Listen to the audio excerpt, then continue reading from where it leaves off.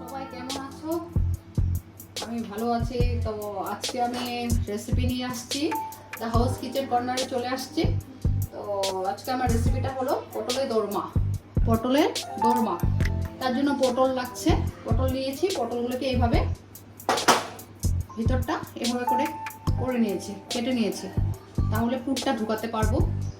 আর দোরমা বানাতে কিছু পনির নিয়েছি, গ্রেট করে পনির নিয়েছি, দই নিয়েছি,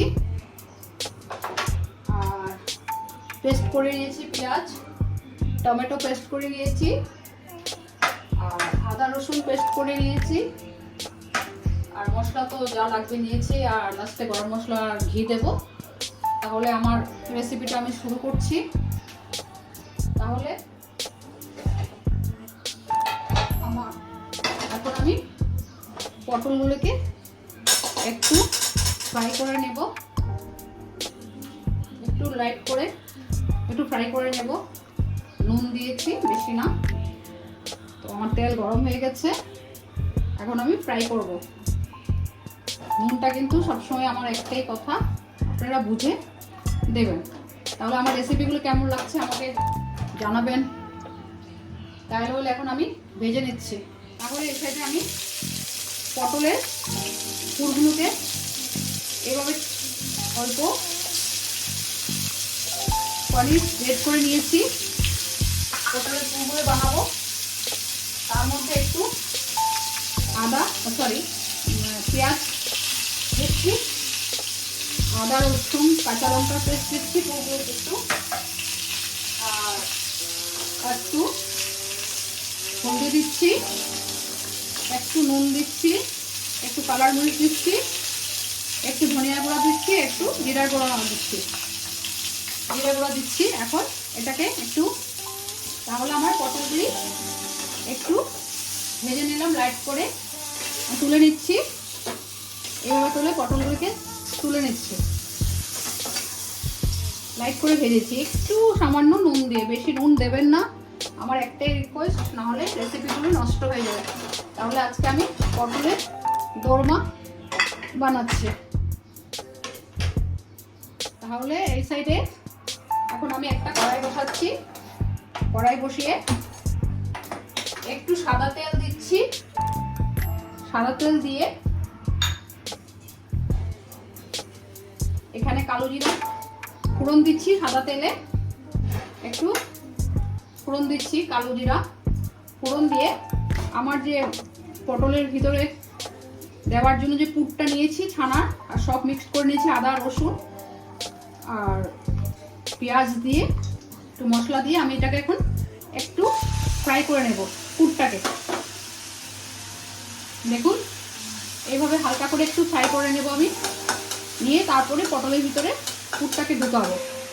এটা যা সুন্দর গন্ধ বেরিয়েছে, কারণ এখানে আদা রসুন আর কালো জিরা ফোড়ন আর পেঁয়াজ একসাথে মিশিয়ে দিয়েছি, পুরটার মধ্যে ভেজে নিয়েছি একটু লাইট করে, তার জন্য খুব সুন্দর গন্ধ বেরিয়েছে। আপনারা বাড়িতে করবেন, আমাকে কমেন্ট সাবস্ক্রাইব করে দেবেন, লাইক করে দেবেন, নাহলে আমি বুঝতে পারছি না আমার রেসিপিগুলো কেমন হচ্ছে। আমি করে যাচ্ছি, আর আপনারা যে অনেক সময় নিয়ে আমার রেসিপিটা দেখছেন, তাতে আমি অনেক খুশি। ধন্যবাদ, অশেষ ধন্যবাদ আপনাদেরকে।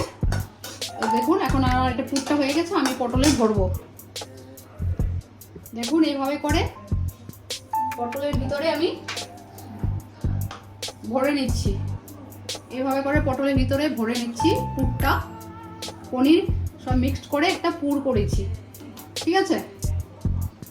তো পটলের বিচি আমি ভিতর থেকে ফেলে দিয়েছি। আমি বিচি কিন্তু একদম দিইনি, দেখেছেন। পটলের ভিতরে যা জিনিসটা আছে আমি দিচ্ছি না, কিন্তু আমার হলো পনির দিয়ে। তার জন্য আমি বললাম আমি আনকমন রেসিপি নিয়ে আসি। আমারটা হলো পনির দিয়ে করেছি পুরটা। এভাবে করে আমি সব একটা একটা করে ঢোকাচ্ছি। দেখুন পটল ভিতরে বিচি নেই, আমি সব ফেলে দিয়েছি। আমার আনকমন রেসিপি, দেখে নেবেন। দেখুন আমার পুরগুলি সব পটলে কমপ্লিট হয়ে গেল। এখন আমি সরষের তেল দিচ্ছি। সরষের তেল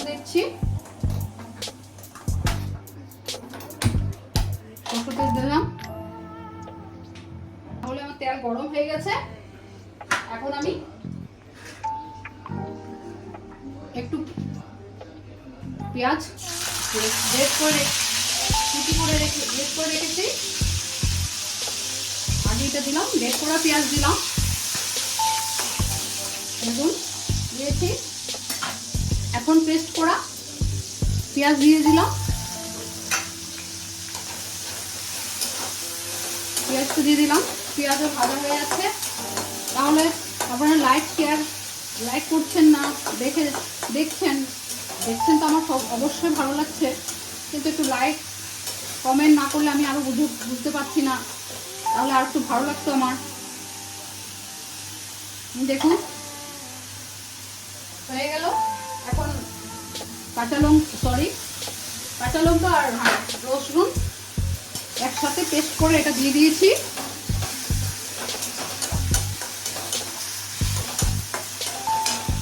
আদা, পেঁয়াজ, রসুন, কাঁচা লঙ্কা সব থেতো করা মানে পেস্ট করা সব দিলাম। এখন দেব টমেটো, গ্রেট করে রেখেছি, টমেটো দিচ্ছি, টমেটো দিলাম, টমেটো দিয়েছি।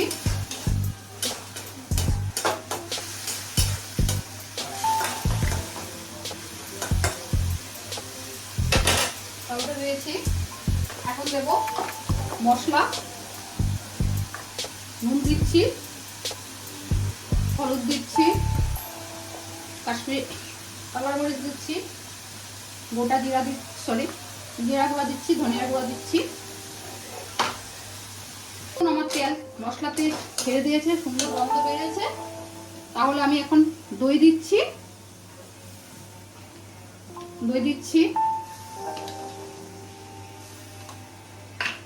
দিয়ে আবার সেই নাড়াচাড়া করছি মশলাটাকে। দেওয়ার পরে একটু চিনি দিচ্ছি। দেখুন তেলটা ছেড়ে, দেখুন আমার রেসিপির মশলার তেলটা ছেড়ে দিয়েছে মশলার থেকে। কি সুন্দর কালার আসছে, গন্ধ ভালো বেরিয়েছে। তার জন্য আপনারা বলবেন আমাকে,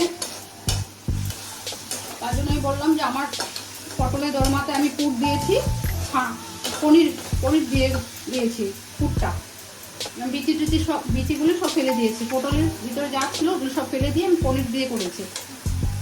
তাহলে আমার মশলা কষানো হয়ে গেছে, জল ছেড়ে দিয়েছে। আমি এখন অল্প জল দিয়ে দিচ্ছি, অল্প জল দিয়ে দিলাম। দেখুন সুন্দর লাস্টে দই দিয়ে কষিয়ে এখন আমি জল দিয়ে দিয়েছি। তাহলে এখন আমি পটলগুলোকে এভাবে সব দিয়ে দিচ্ছি, এভাবে সব দিয়ে দিচ্ছি। পুর ভরা ছানার পনির পুর করে দিয়েছি। তাহলে এইভাবে আমি পটলগুলোকে সব দিয়ে দিয়েছি।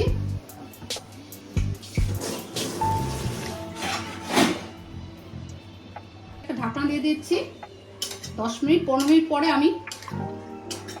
পরে আমি এটাকে রেডি হয়ে যাবে।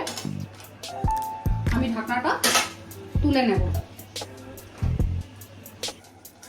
তাহলে এখন আমি আবার ঢাকনাটা উঠিয়ে নিলাম।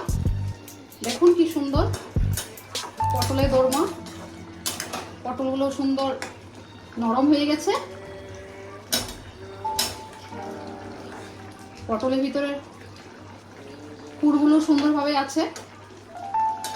দেখুন অনুষ্ঠান বাড়ির রেসিপির মতন হয়েছে বলছি আমি, কারণ আমি পনির দিয়ে দোরমাটা করেছি পটলের। দেখুন কি সুন্দর কালার আসছে, হয়ে গেছে মোটামুটি আমার। তাহলে দেখুন আমি নামানোর আগে গরম মশলা দিচ্ছি।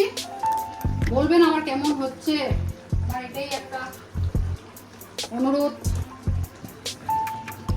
দেখে যাচ্ছেন, ভালো কমেন্ট করবেন, তাহলে বুঝতে পারবেন। এখন ঘি দিচ্ছি, দিয়ে দিচ্ছি। তাহলে আমার রেসিপিটা মোটামুটি আজকে এখানে কমপ্লিট হয়ে গেল। দেখুন গাঢ় হয়ে গেছে, মশলা সব কষে সুন্দরভাবে গাঢ় হয়ে গেছে, রং আসছে সুন্দর, পুরগুলো ভিতরে আছে, কিচ্ছু বের হয়নি পটল থেকে পুরগুলো। তাহলে আমার রেসিপিটা আজকে আমি এখানেই শেষ করব। দেখুন অনুষ্ঠান বাড়ির থেকেও আমারটা আলাদা হয়েছে, একদম ডিফারেন্স। পনির দিয়ে করেছি, পটলের দোরমা অনুষ্ঠান বাড়ির থেকেও আলাদা। তো ওটাই বলছি, আমাকে আপনারা বাড়িতে করবেন, করে আমাকে বলবেন কেমন হয়েছে। তাহলে আমি একটা পাত্রে এখন ঢেলে নিচ্ছি, তুলে নিলাম এখন সব।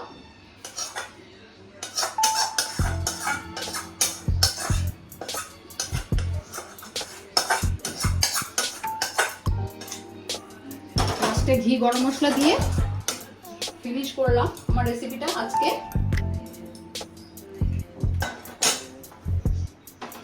তাহলে দেখুন পটলের দোরমা কেমন হয়েছে জানাবেন, লাইক কমেন্ট করে জানাবেন। তাহলে আজকে আমি এখানে রাখছি আমার পটলের দোরমাটা, রেসিপিটা এখানেই শেষ করলাম। Bye bye.